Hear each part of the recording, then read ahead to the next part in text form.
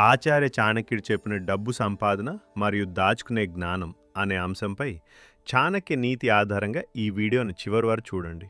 మీ జీవితంలో మార్పు తీసుకొచ్చే అవకాశం ఉంది. ఇక వీడియోలోకి. అది ఒక చిన్న గ్రామం. గ్రామంలో రఘురామ్ అనే యువకుడు ఉండేవాడు. అతను చాలా కష్టపడి పనిచేసేవాడే, కానీ అతని జీవితంలో ఒక పెద్ద సమస్య ఉంది. అతను సంపాదించిన డబ్బు ఎప్పుడూ నిలువ ఉండేది కాదు. ఎంత సంపాదించినా నెల చివరికి చేతిలో ఖాళీ.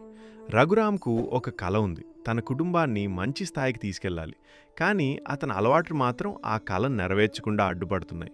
ఒకరోజు గ్రామానికి ఒక పండితుడు వచ్చాడు. ఆ పండితుడు చాణక్యుని నీతులు చెప్పడంలో ప్రసిద్ధుడు.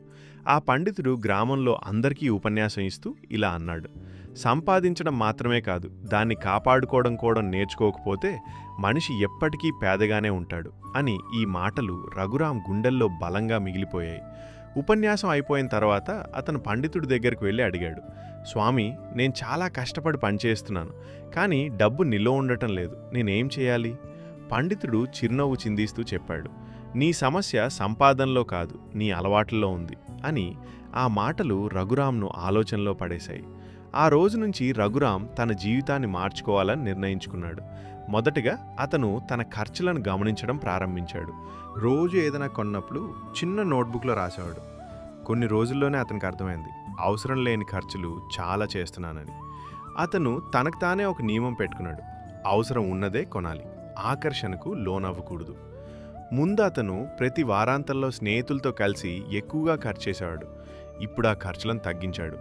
మొదట్లో కొంచెం కష్టం అనిపించింది, కానీ మెల్లగా అతనికి అలవాటైంది.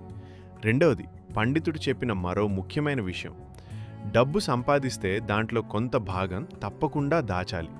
రఘురామ్ తన సంపాదనలో 20% దాచుకోవాలని నిర్ణయించాడు.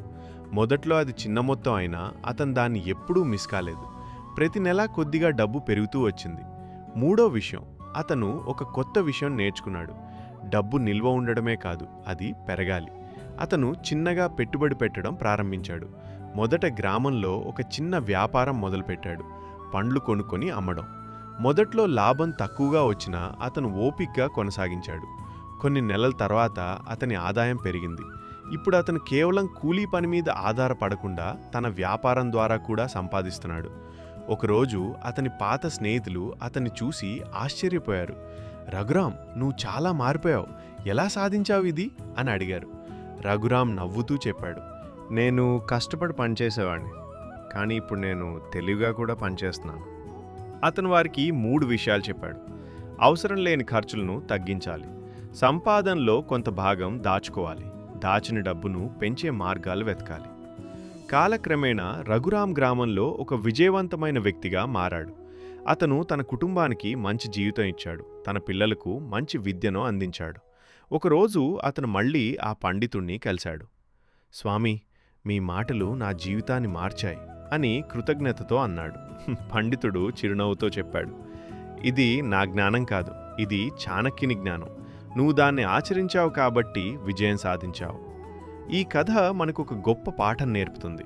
డబ్బు సంపాదించడం మాత్రమే కాదు, దాన్ని కాపాడుకోవడం, పెంచుకోవడం కూడా చాలా ముఖ్యమైనది. కథలోని నీతి: సంపాదన కంటే డబ్బును సరిగ్గా ఉపయోగించడం నేర్చుకున్నవాడే నిజమైన ధనవంతుడు. ఈ వీడియో మీకు నచ్చినట్లయితే ఛానల్ను సబ్స్క్రైబ్ చేయండి, మీ ఫ్రెండ్స్కి షేర్ చేయండి, వీడియోను లైక్ చేసి కామెంట్లో మీ అభిప్రాయాన్ని తెలియచేయండి.